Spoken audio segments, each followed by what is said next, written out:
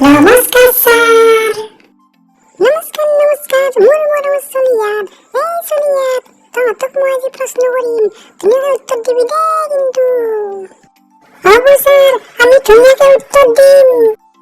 এই বেটা, তোক এটা প্ৰশ্ন দিম, তই ধুনীয়াকৈ উত্তৰ দিবি দেই। এইচোন ক, বহাগ শব্দৰ অৰ্থটো কি? এই ছাৰ, অলপ টান প্ৰশ্ন সুধিব লাগে, ইমান সহজ প্ৰশ্ন সোধে নেকি? বহাগ শব্দৰ অৰ্থ একদম সহজ। বহাগ, বহি হাগ, ব যোগ হাগ সমান বহাগ। বহাগ শব্দৰ অৰ্থ হ'ল বহি হাগ।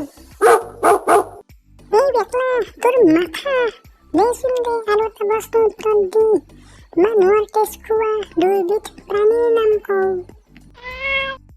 ছাৰ, এইটো একদম সহজ প্ৰশ্ন।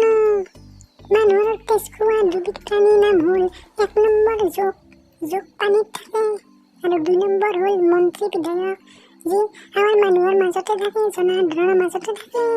তেজ খোৱা প্ৰাণী দুবিধ হ'ল যোগ আৰু মন্ত্ৰী বিধায়ক, ৰাজনীতিৰ মানুহ।